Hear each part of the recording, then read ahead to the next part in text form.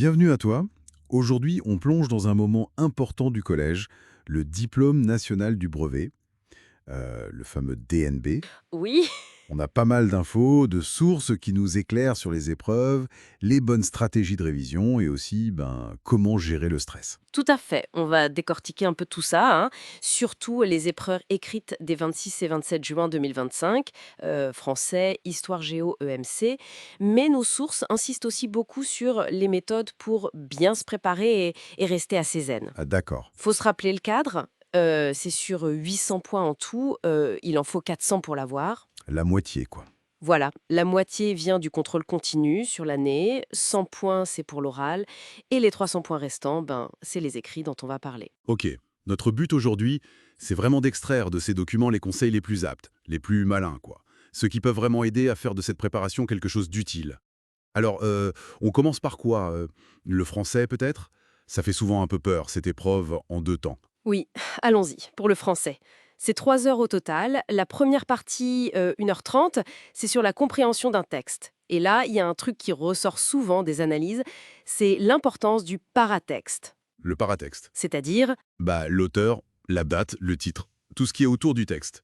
Ce sont des indices super importants, mais souvent un peu zappés, alors qu'ils peuvent vraiment éclairer la lecture. Après, il y a la réécriture, la dictée, et la deuxième partie, 1h30 aussi, c'est la rédaction. Ah oui, intéressant ce point sur le paratexte, j'y aurais pas forcément pensé. Et pour les questions de grammaire, vocabulaire, tout ça, est-ce qu'il y a un point noir, un truc qui revient souvent dans les copies?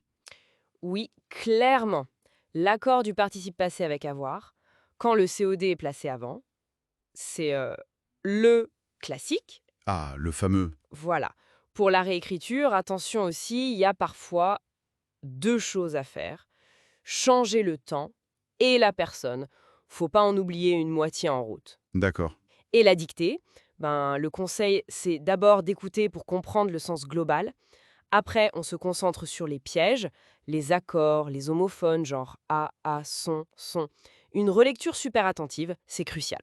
Ok. Et pour la rédaction, le message clé des sources, ça semble être faites un plan, un brouillon bien structuré pour pas partir dans tous les sens ou se répéter. Et ne pas oublier qu'on a droit au dictionnaire pour cette partie. Exactement. Pour les thèmes, bon, on entend parler de se chercher, se construire, vivre en société. Mais les sources sont claires. Faut avoir révisé tout le programme du cycle 4. Pas d'impasse. Ah, et un détail, mais qui compte, soigner sa copie, la présentation. Oui, ça joue toujours un peu. Passons à l'histoire, géographie et EMC. Là, c'est 2 heures pour 50 points. Il y a 3 exercices.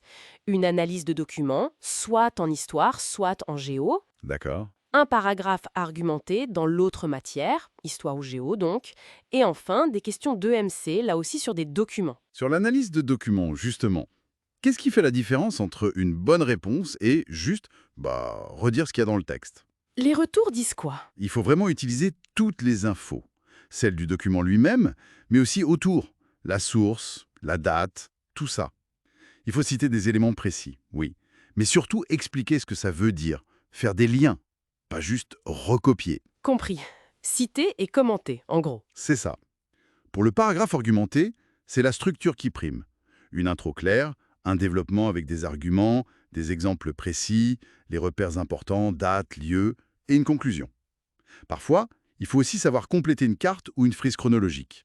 Et en EMC, comment on relie ses connaissances aux documents qu'on nous donne? Les documents, c'est la base. Il faut montrer qu'on comprend ce qu'ils présentent, les enjeux, et utiliser ces connaissances du cours pour apporter un éclairage en commentaire.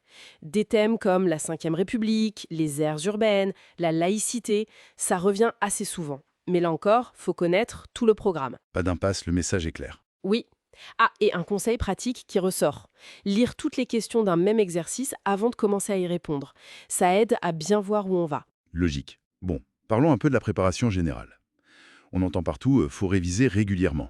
Mais est-ce que les sources donnent des astuces pour réviser plus efficacement? Oui, elles insistent beaucoup sur la mémorisation active, c'est-à-dire, Active? ben, Au lieu de juste relire ses cours passivement, il faut se forcer à retrouver l'info, faire des fiches, questions-réponses, des cartes mentales, s'entraîner avec les annales pour être en conditions réelles. C'est beaucoup, beaucoup plus efficace que de tout vouloir apprendre la veille au soir. Et bien sûr, faire un planning réaliste avec des pauses, ça c'est essentiel aussi. Oui, le bachotage, ça marche rarement. Et le stress alors? Hein? C'est normal, ok, presque 700 000 candidats le passent. Mais concrètement, on fait quoi pour le maîtriser un peu? Déjà, c'est bien de repérer comment le stress se manifeste chez soi. Ensuite, le simple fait de planifier ses révisions, ça aide énormément. Ça réduit l'inconnu, la peur. Après, il y a des techniques comme la visualisation positive, s'imaginer réussir ou juste se parler de façon constructive, je peux le faire plutôt que je vais tout rater. Mhm. Et des choses très simples. Des exercices de respiration, surtout la veille ou juste avant l'épreuve, ça peut vraiment faire baisser la pression. Et bien sûr, bien dormir, travailler dans un endroit calme. Les bases, quoi. Ok, très concret. Et pour le jour J, le matin même, un dernier truc à savoir. Préparer toutes ces affaires la veille, les stylos qui marchent, plusieurs au cas où, la convocation, la carte d'identité, une montre. Ça évite la panique de dernière minute. Bien vu. Une tenue confortable, un bon petit-déj, et se lever un peu plus tôt pour pas avoir à courir. C'est tout bête, mais ça aide à commencer la journée calmement. Donc, pour résumer, réussir son brevet, c'est d'abord comprendre ce qu'on attend de nous dans chaque épreuve, c'est maîtriser certaines compétences clés, comme l'analyse de doc, l'argumentation, c'est aussi réviser intelligemment, de façon active et régulière, et enfin, c'est apprendre à gérer son stress pour donner le meilleur de soi le jour J. Et finalement, si on prend un peu de hauteur, toute cette préparation au brevet, c'est pas juste pour un examen.